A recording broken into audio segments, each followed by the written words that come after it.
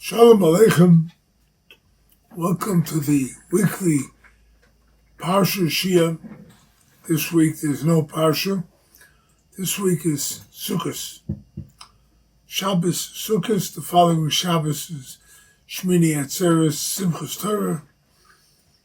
So we won't be filming Chol HaMoed, but for Sukkot we have to understand a little bit what Sukkot is all about. We're going to give a little Kabbalistic introduction. There are various levels in the Kabbalah. One is called Keser. That's the ineffable, the unattainable knowledge of Hashem. That's beyond everything or anything physical. Chokhmah is something that's a little bit lower than that. It's wisdom. Kulam b'chokhmah asisa. Hashem created the whole world with chokhmah. So chokhmah is something tangible. It's wisdom. You grow up, you get to recognize the colors, red, green, blue, yellow, and so on. That's chokhmah. It's stored away in your memory. East, west, sun rises, moon, things that become stored in your mind that you don't even think about mostly. Chokhmah. Then there's Bina, next level below it. Bina is when I take the knowledge that I have and I use it. For instance, I come to a red light, I stop. I see a green light, I can go forward. Bina is the understanding, the ability to take the wisdom that's stored away in your mind and understand what to do with it. Then there's a level called Ze'er Anpin, a diminished countenance, which actually contains 6 different spheres. Chesed, Gvura, Tiferes, Netzach, Hod, Yesod. And finally, there's the lowest level called Malchus. Okay? That's just to understand and introduce the ideas, the concepts. We have gone through Rosh Hashanah and Yom Kippur.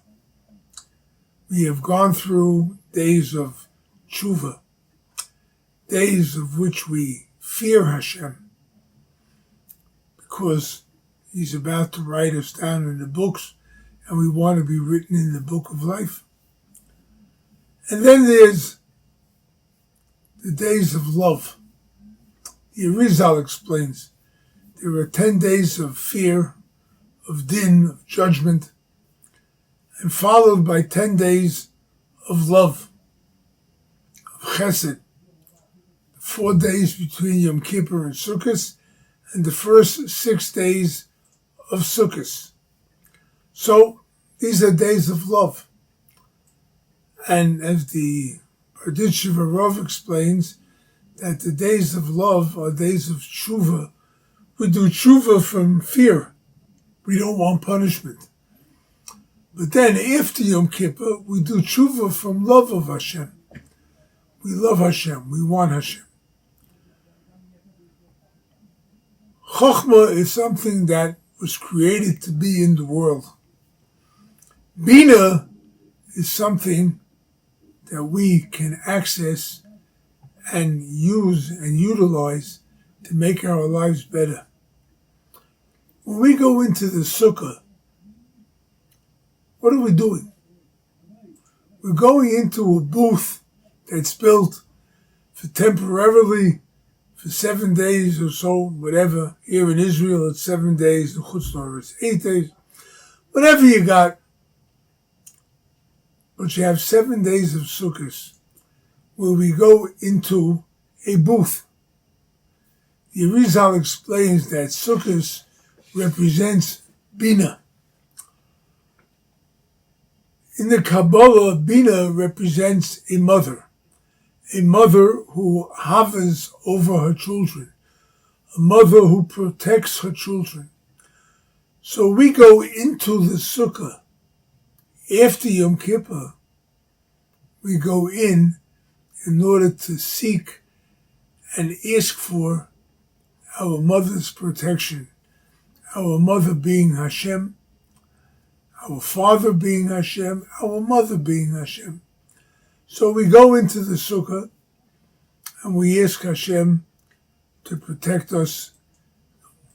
Now, one of the reasons the Shulchan Aruch brings about Sukkot is that what if, God forbid, a person was punished with exile during the year and he has to go away from his home? So we go into the Sukkah, which is an exile from our home. And with that exile, we hope to accept the punishment of going into exile, and then we could live our lives in our homes with our families and whatnot. But we have to do it with the mother protecting us. So now we have these 6 days. We mentioned there are 7 days of Sukkot, but we mentioned 6 days of love together with the 4 days between Yom Kippur and Sukkot. 6 days. Why 6 days? Well, there are 6 directions in the world. There's north, south, east, west, up, and down. 6. The 6 days of Sukkot, love, the chesed, teaches us that there are tremendous levels of chesed that are surrounding us in the Sukkah. From Yom Kippur, Hashem is blessing us with a power to be able to sit in His shadow, in our mother's shadow, in Bina, for protection. We could seek Hashem even if we're kicked out of our home, even if we're in a little booth. We could find Hashem there. Now, one of the mitzvahs of Sukkot is the Arba Minim, the 4 species, Lulav, Esrog, Hadassim, and Arovos. We take them on Yontif, and we shake them in all 6 directions.